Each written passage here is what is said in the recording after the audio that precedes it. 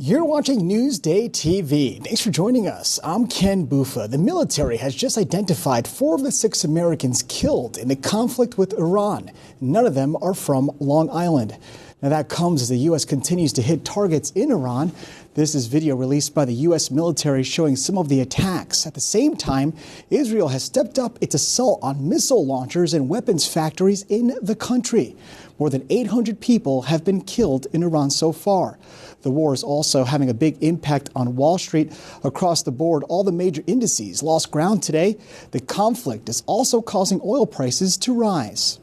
And President Trump's effort to end congestion pricing has been blocked by a federal court.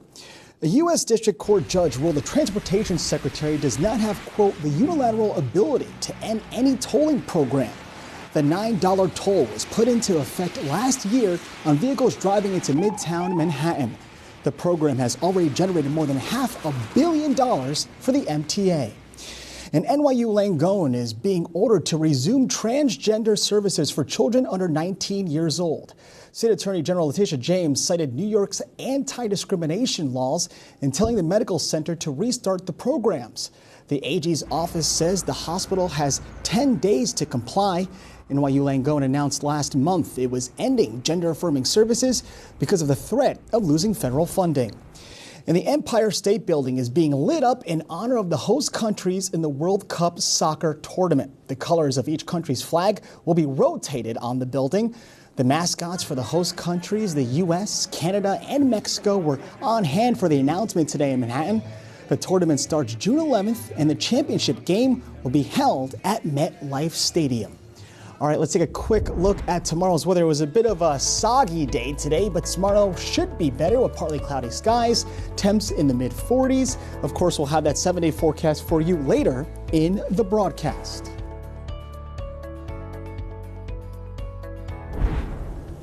The Connetquot School District may be forced to rebrand again. It chose a new nickname, the T-Birds, last year to comply with the state ban on Native American mascots. The federal education department says that violates civil rights law. It wants the district to go back to using the Thunderbirds, but that could mean the possibility of losing state aid. People who live in the district have some mixed feelings about this.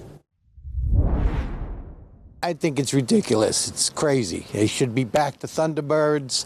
That's the way the people like it. I think it's good to, appreciate the things that the area came from. Well, everything else going on in the world, there's more important things, I think, to be concerned about over than a mascot for a school.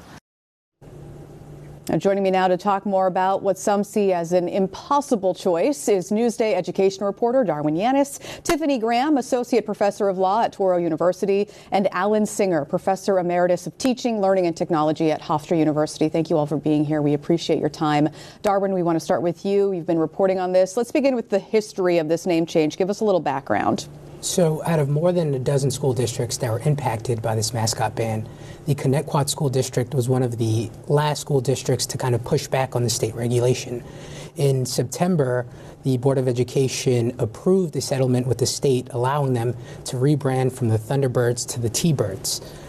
Prior to that decision, however, the Federal Education Department, they started an investigation against the district, and in January they found that the school district, by moving away from the Thunderbirds, violated Title VI of the Civil Rights Law of 1964. All right, so Tiffany, explain a little bit more for us, if you can, about Title VI, just so we have a better understanding of what's going on here. So it's a federal civil rights statute that essentially says if you are an institution, an entity that is receiving federal funds, you may not discriminate on the basis of race, color, or national origin.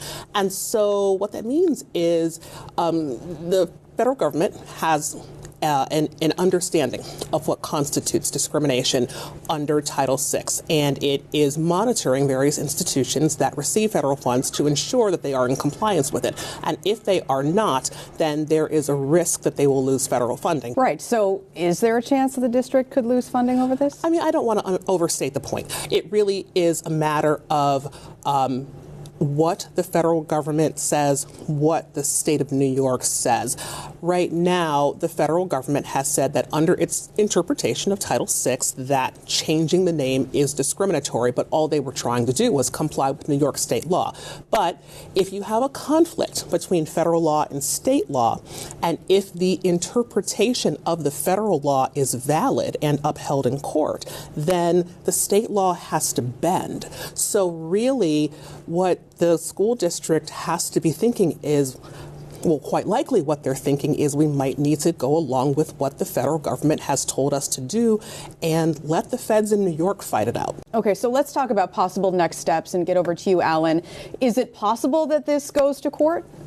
Well, I would say it definitely will end up in the federal courts. We've already seen how this will work out with Trump administration directives on project funding like the tunnel across the Hudson, tariffs, due process for undocumented immigrants. All of these directives have ended up in court.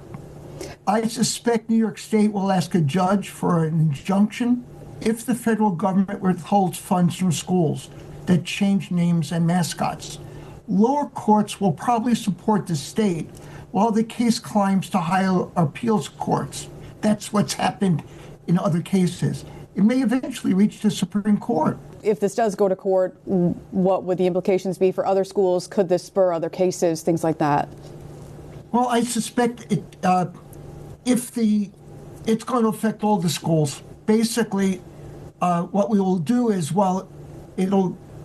other schools will sign on, either supporting the state or the federal government. What we'll be looking at is basically a hold on all school name and mascot changes until it's resolved in the courts. So we, of course, will keep an eye on it. Some developments to come for sure. We'll follow all of the updates to this story for you. My thanks again to Darwin Yanis, Tiffany Graham, and Alan Singer for their time today. We truly appreciate it. You can read more about Connetquot's mascot fight on our website, newsday.com. Out East with Doug Geed is brought to you by Connect1 Bank, a better place to be. Did you know there's a hidden trackside cafe in the Hamptons? Well, let's head out east with Doug Geed.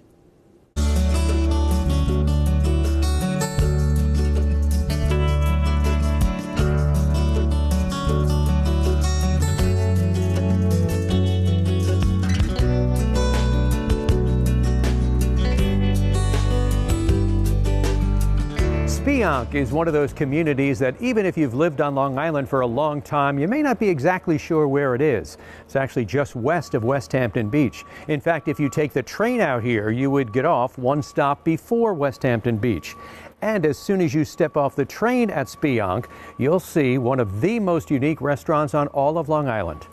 I'm Doug Geed, out east on Newsday TV. It was not intended to be a restaurant, but we've kind of shoehorned one in here, so it is very cozy. Cozy is a good word to describe the Little Gull Cafe. So inside, what's your max seating capacity? I think 16. The restaurant is inside what used to be the ticket room and waiting room of the Spionk train station that was built in 1870, then rebuilt in 1901 after a fire destroyed the original one. The Long Island Railroad owns the building and is the restaurant's landlord. And there's plenty of reminders of the eatery's past. Where I'm sitting right now is the same seats that people were sitting in the 30s, in the 20s, waiting for a train. And of course, there's a more obvious reminder of the history of this spot. Everybody loves when the train goes by, little ones especially. It does knock plates off the counter. We have smashed plates. But patrons will tell you that's all part of the charm of this place. But it's got this wonderful homey feel. It's sort of nuanced. The more you look, the more you find interesting things, ranging from Elvis on the wall to different tchotchkes. As for the food, there are some clear favorites. Pancakes, 100%.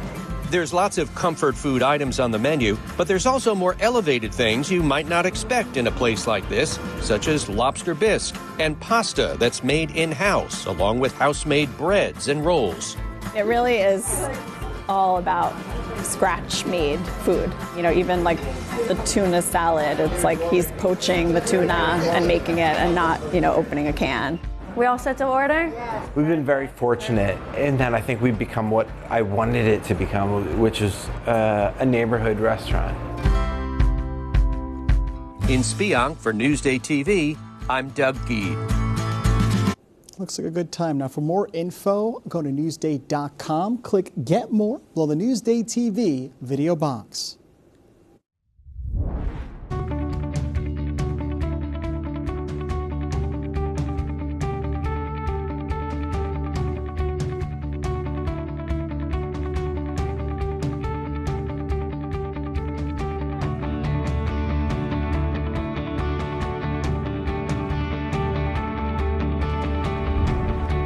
All right, let's take a look at your 7-day forecast. And again, tomorrow we are near 50s. It's going to be way nicer than this rainy day we had today. Saturday, Sunday also looking dry, temps into the 50s. Check out next week. We're in the mid-50s. It's going to be awesome. But Thursday, it's throwing a little bit of a tantrum, but we will deal with that to get that 50 weather next week.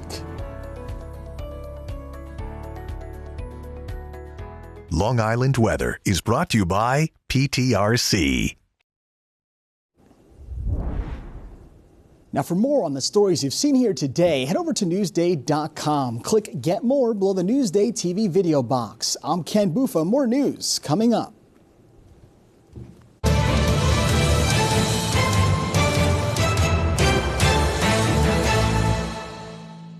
There's more to Long Island than you know when you picture this. Join Macy Egland for a journey through some of the major moments in Long Island's past through the lens of the Newsday archives. Picture This, available now at Newsday.com/picture this.